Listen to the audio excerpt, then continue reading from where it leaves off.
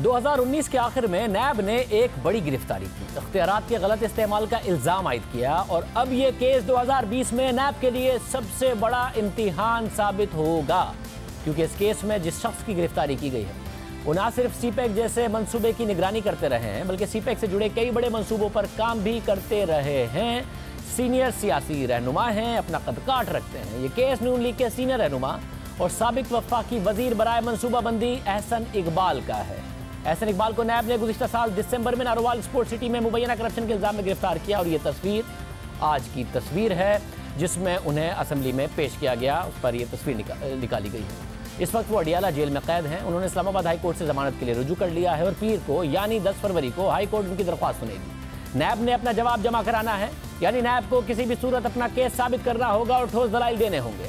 अदालत को मुतमईन करना होगा। मगर इस केस में नैब के तरीक़ाकार ने कई कानूनी सवालात उठा दिए हैं, दीगर कई केसेस की तरह, जिस पर अदालत ने जमानती फैसलों में नैब की नीयत और तरीक़ाकार पर सवालात उठाए।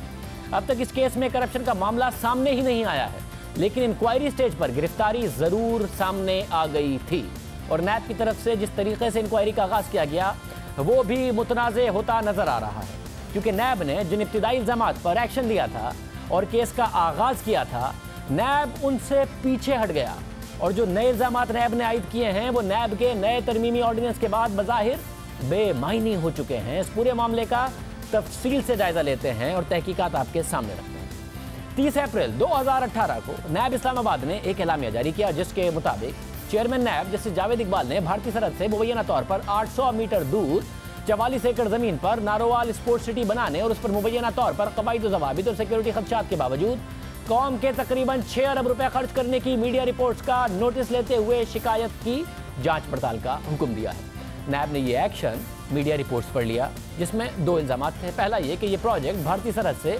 800 मीटर्स दूर वाक़या है, जिसकी वजह से सिक्योरिटी खदशात है। पहले इस इल्ज़ाम का जायजा लेते हैं कि क्या वाकई ये प्रोजेक्ट भारतीय सरहद से 800 मीटर दूर वाक़या है। हमने नारोवाल में मौजूद जियो न्यूज़ के नुमाइंदे से इस प्रोजेक्ट और भारतीय सरहद के दरमियान फासले का जायजा लेने के लिए कहा, तो हमें ये तफसीलात दी गई कि यह प्रोजेक्ट भारतीय सरहद से तकरीबन 11 किलोमीटर दूर वाक़या है। साथ ही हमने गूगल मैप से जब इस फासले का जायजा लिया तब भी ये बात सामने आई कि ये 800 मीटर की दूरी पर नहीं है, बल्कि 8 से 11 किलोमीटर की दूरी पर है। तो नैब ने अपनी इब्तिदाई एलामिया में मुबैना मीडिया रिपोर्ट्स पर जिस पहले इल्ज़ाम का जिक्र किया वो तहकीकात पर मबनी नहीं था, वो दुरुस्त नहीं। दूसरा इल्ज़ाम नैब के इब्तिदाई प्रेस रिलीज में इस प्रोजेक्ट में 6 अरब रुपए की करप्शन का था। जब इस दूसरे इल्ज़ाम का जायजा लिया गया तो पता चला कि अब तक इस प्रोजेक्ट के लिए मुख्तस ही 2 अरब 90 करोड़ रुपए हुए हैं और ये सारी चीज़ें सरकारी दस्तावेजात में मौजूद हैं। तो नैब ने मीडिया रिपोर्ट्स पर 6 अरब रुपए की करप्शन की तहकीकात का आगाज़ कैसे किया, क्यों ये प्रेस रिलीज में लिख दिया। पीएसडीपी में हर साल इस प्रोजेक्ट के लिए फंड्स मुख्तस करने का रिकॉर्ड मौजूद है। साल 2013 और 14 में पीएसडीपी में इस प्रोजेक्ट के लिए 20 करोड़ रुपए मुख्तस किए गए। पीएसडीपी में साल 2014-15 के लिए इस प्रोजेक्ट में 73 करोड़ रुपए मुख्तस किए गए। 2015-16 में इस प्रोजेक्ट के लिए 45 करोड़ रुपए मुख्तस किए गए। 16-17 में इस प्रोजेक्ट के लिए 1 अरब और 1 करोड़ रुपए मुख्तस किए गए और 2017-18 में इस प्रोजेक्ट के लिए 49 करोड़ रुपए मुख्तस किए गए, जो मिलाकर सब मिलाकर 2 अरब 88 करोड़ रुपए बनते हैं। और उसमें ज़मीन की लागत जो 3 करोड़ रुपए थी उसे शामिल किया जाए तो ये रकम 2 अरब 91 करोड़ रुपए बनती है। जबकि पीपल्स पार्टी के दौर में इस प्रोजेक्ट पर 3 करोड़ रुपए खर्च हुए थे, अगर उसे भी शामिल कर लिया जाए तो ये पूरा मामला 2 अरब 94 करोड़ रुपए के करीब आता है।